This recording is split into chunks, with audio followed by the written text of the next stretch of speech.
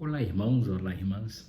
Que a graça do Senhor e Salvador Jesus Cristo possa estar presente no lar de vocês. Mais uma vez estamos em mais um dia de celebração ao Senhor. Esperamos em Deus que essa celebração de hoje possa representar novamente para você e para mim um dia guardado e reservado a nós glorificarmos a um Deus que está presente todo o tempo. Um Deus que cuida, um Deus que ajuda, um Deus que encaminha, um Deus que corrige, acima de tudo, um Deus que ama. Nós separamos hoje o texto de 2 Reis, capítulo 6, dos versos 8 a 23. É um texto da palavra de Deus que vai retratar um momento específico da vida de Eliseu, e a partir dessa experiência de Eliseu nós vamos conversar um pouco com a igreja sobre esse Deus maravilhoso. Então, nesse momento, eu peço que você abra o livro de Reis, no capítulo 6, e vamos lê-lo para você entender. O tema da nossa meditação hoje é o Deus que se deixa ver, o Deus que se deixa notar, o Deus que se deixa ver. Diz assim a palavra de Deus: o rei da Síria estava em guerra com Israel e num conselho de ministros decidiu: vamos pôr uma emboscada em tal lugar. Então o profeta mandou este recado ao rei de Israel: cuidado ao passar por tal lugar, pois os sírios estão emboscados aí. O rei de Israel mandou reconhecer o lugar indicado pelo profeta. Eliseu o avisava e ele tomava precauções.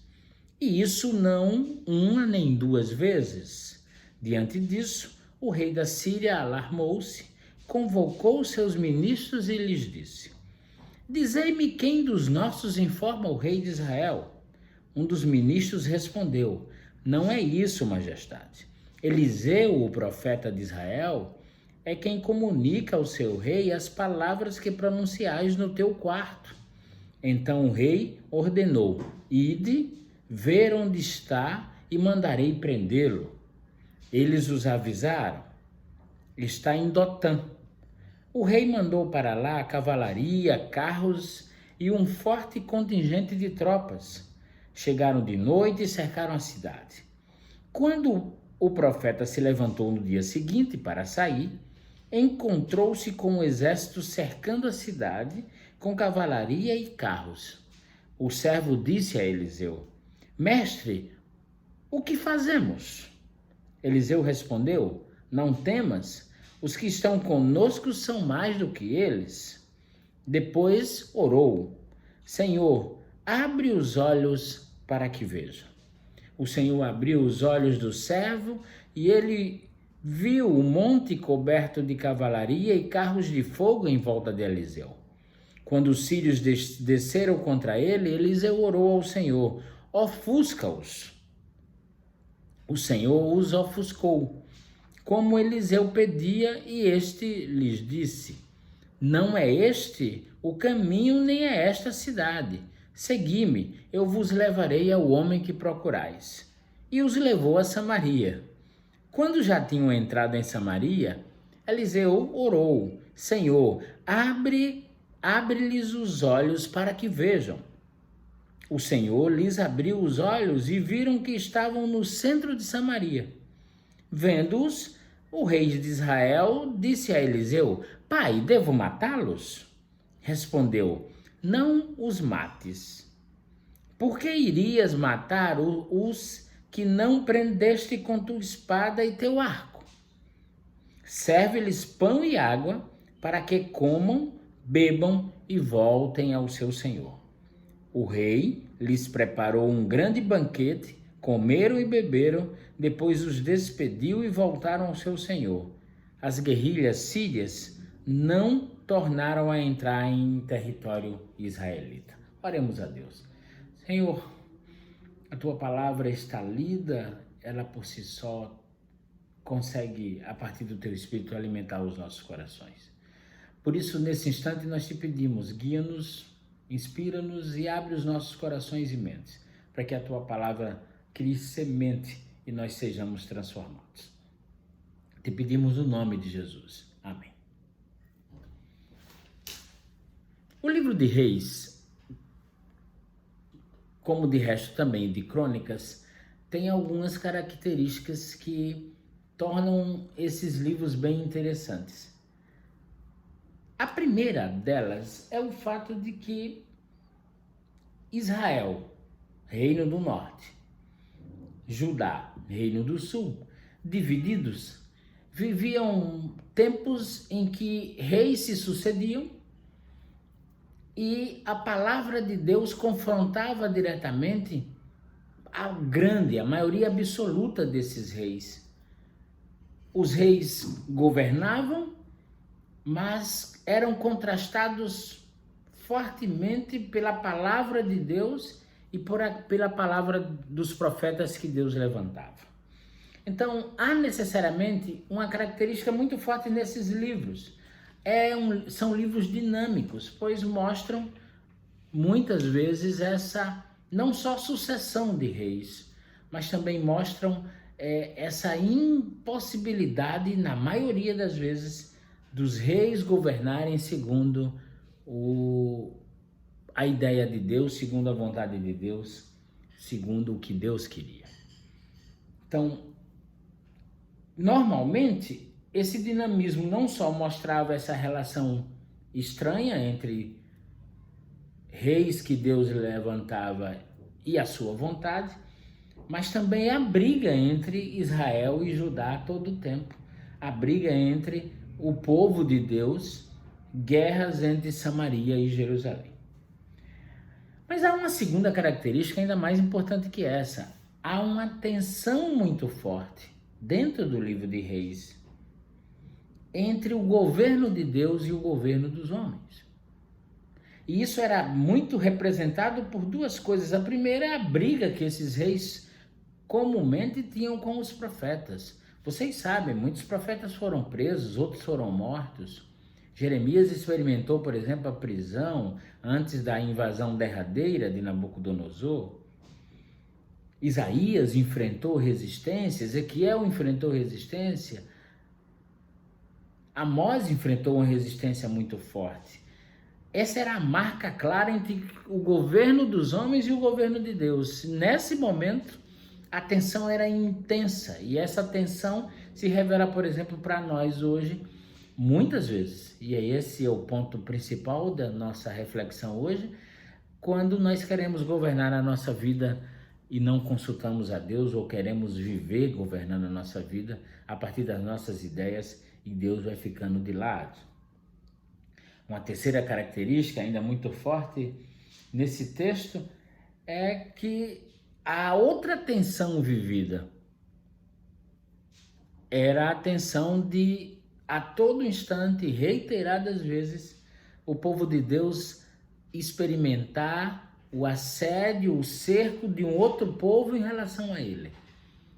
Eles viviam tão fora da ideia de Deus e da vontade de Deus que a todo instante todos eles conviviam com a iminência de uma escravidão, a iminência de uma invasão, a iminência de uma vassalagem. É quando você não é invadido, você é invadido, mas você não é tirado de sua terra, mas paga impostos para o rei para permanecer ali. Israel, principalmente Israel, experimentou demais esse tipo de escravidão que era a partir da vassalagem. O fato é o seguinte, o pano de fundo dessa história de Eliseu é marcado por essas tensões vividas pelo reinado de Israel, com a possibilidade de ser invadida pelos sírios, com a possibilidade de ser destruída pelos sírios. Em meio a essa possibilidade de cativeiro, aparece essa história que é uma história muito interessante. A história de um profeta. A história do jovem que acompanhava esse profeta. A história de um rei sírio e a história de um rei israelense. A história de homens que tiveram as suas vidas atravessadas pela presença do Todo-Poderoso e pela vontade do Todo-Poderoso. profeta Eliseu é o ponto-chave desse texto, porque é um texto que demonstra o quanto Deus, quando estabelece uma relação conosco, uma relação muito próxima, uma relação de muita entrega da nossa parte em relação a Ele, se dá a conhecer. É um Deus que se deixa ver, é um Deus que se deixa mostrar. Todas as vezes que as personagens bíblicas estavam em momentos de muita relação com Deus, o fato mais marcante entre elas é que Deus se deixava ver, Deus se deixava mostrar, Deus aparecia para essas pessoas. Em primeiro lugar, eu quero mostrar a vocês por que Deus, numa relação mais profunda e intensa conosco, se deixa ver, se deixa mostrar. A história de Eliseu é farta para dar pistas para nós exatamente por isso. A primeira pista e a primeira ideia é que o texto pode apontar é que essa proximidade do profeta Eliseu com Deus gerou uma relação tão forte dele com Yahvé, tão intensa dele com Yahvé, que ele foi o profeta, dentre todos que nós conhecemos, que mais foi usado por Deus e que mais pôde ser instrumentos nas mãos de Deus para fazer milagres. Os vários milagres da vida de Eliseu são frutos não só daquela porção dobrada que ele recebeu, mas também da proximidade ainda mais forte dele com Deus. E quando Deus se deixa conhecer, se deixa mostrar, a primeira coisa que vai ocorrer na sua vida e em minha vida é essa sensação intensa e essa experimentação intensa de um Deus que faz milagres na sua vida. A tensão que o povo de Deus atravessava e a tensão que Eliseu tinha com o próprio rei mostra como em momentos de muitas dificuldades, de muita dor, de muito sofrimento, de instabilidade, de problemas, você pode encontrar um Deus que se mostra a você e se mostrando a você mostra o caminho que Ele quer que você siga. Ao longo da Bíblia, encontros e relações profundas de Deus com o seu povo são vistas todo o tempo. E elas trazem uma grande verdade. Deus quer se mostrar a nós. Deus quer se mostrar ao seu povo. Deus quer se mostrar àqueles que buscam. Deus quer se mostrar àqueles que intensamente se abrem para Ele. E isso demonstra uma das características de Deus que a gente não pode esquecer. Deus é um Deus ansioso por se relacionar.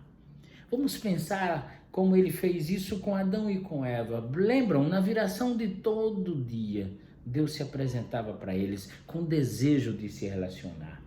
Vejam como Deus se mostrou a Moisés em meio a um diálogo perfeito, maravilhoso, que durou muitos dias, vários dias, dezenas de dias. No auge daquele encontro, Deus se mostrou a Moisés, pois Moisés ansiava e Deus ansiava por mostrar-se a Moisés, para fazer cessar qualquer dúvida, para estreitar laços. Deus quis aprofundar a relação com Moisés. O Moisés que tinha visto Deus numa sarça ardente. O Moisés que tinha experimentado os milagres de Deus a partir da vara que ele carregava na mão. O Moisés que antes de libertar o povo experimentava uma dúvida. Um Moisés que foi chamado sem conhecer o Deus que o estava chamando. O Moisés que experimentou o livramento naquele cestinho. Era um Moisés que agora precisava ver Deus e ver Deus face a face. Naquele encontro no Sinai, quando Deus mostra-se de costas para Moisés, se realizava aquilo que mais Deus queria, fazer com que Moisés o visse e o vendo, Moisés não tivesse dúvidas do caráter, do poder e do cuidado de Deus para com ele e com seu povo. Antes era uma sarça que ardia, agora Moisés fica face a face com Deus. E para não morrer, para que Moisés não morresse, Deus se mostrou de costas para ele. O pedido de Eliseu para que os olhos do jovem fossem abertos não se tratava ou não se tratou apenas de ver o livramento de Deus no fundo, de Deus ao fundo naquela situação. Era, na verdade, a necessidade que Eliseu tinha de que Deus pudesse se mostrar, e se mostrando aquele jovem tivesse uma fé marcada pela segurança.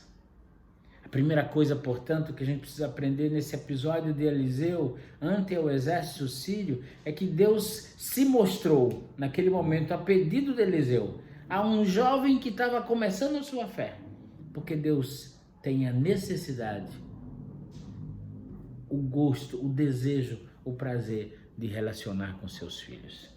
Em segundo lugar, Deus se mostra a nós para reforçar que está presente em todas as batalhas da nossa vida. Os exércitos vistos pelo jovem de Eliseu não se tratava do único momento que Deus socorreu o seu povo. Na história do povo de Yahvé, na nossa história, Deus se mostra todo o tempo, interferindo, modificando, transformando, parando, provocando, enfim, fazendo sua vontade em nós. Há uma tendência nossa, diante da iminência dos problemas, acharmos que estamos sós. A sensação de impotência nos impõe a solidão. Há entre nós aqueles e aquelas que travam batalhas há anos e envelhecem, enfraquecem, perdem a esperança, pois nunca oraram a Deus como o profeta Eliseu orou. Abre os meus olhos para que eu te veja. Por ser um Deus de relação, Deus está sempre conosco. As batalhas que se sucedem na nossa vida são batalhas travadas por Deus. Ele trava a batalha por nós, ele trava a batalha para nós. Sim, Deus trava a batalha por nós. A cena dos exércitos sírios no monte deu a dimensão exata ao jovem aprendiz que caminhava com Eliseu. Deus é poderoso. Ele guarda aqueles que são seus. Ao ter os olhos abertos, o jovem experimentou o poder de um Deus que não se deixa ver, que se deixa ver, para que o seu governo seja visto como superior às circunstâncias, superior aos governos humanos, superior à nossa vontade. Não importa a batalha que você esteja travando, Deus se mostra a você para mostrar a você que as circunstâncias não são as últimas coisas. E que ele ultrapassa as circunstâncias, e ele faz novas as coisas, e ele pode derrotar os seus inimigos. Basta você abrir a boca e orar para que Deus abra os seus olhos. Em terceiro lugar, uma clara lição, quando Deus ofusca a visão do exército sírio, fazendo a todos serem direcionados a Samaria. O Deus que se deixa ver é o Deus que interfere na nossa história. Não divide a sua glória. É Ele que reina, é Ele que age, é Ele que atua, é Ele que ministra o seu poder sobre a nossa vida e sobre a vida de todos. Considerando isso, não cabe a qualquer governante, muito menos a nós, tomar para si ou tomar para nós mesmos a glória da ação de Deus. Havendo cura, a glória de Deus. Havendo prodígios, a glória de Deus. A nossa sorte muda, a glória de Deus. A Ele a glória, a Ele a honra, a Ele o louvor. Não é possível atribuir glória ao ser humano, quando, na verdade, a vida é dádiva de Deus. Deus governa e a nossa existência é governada por Deus, porque Ele também estabelece a sua vontade para conosco. Quando o rei quis matar os soldados sírios, Deus questionou: foi obra de suas mãos a prisão deles? Não cabe a você matar. Quando Eliseu dá aquela ordem, que é a ordem dada por Deus ao rei, o rei dá comida ao exército sírio. Enfim, o que cabe a nós fazer frente à reflexão de um Deus que se mostra a nós? Neste dia, é preciso perguntar: temos visto Deus direcionar a nossa existência? Glorificamos a Deus pelas vitórias que alcançamos na nossa vida? Temos aberto os olhos para buscar um Deus que tem o imenso prazer de falar conosco face a face? Temos buscado a Deus face a face?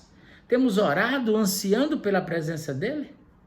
Oremos a Deus para que ao Ele abrir os nossos olhos, nós possamos entender a vontade dele para a nossa existência.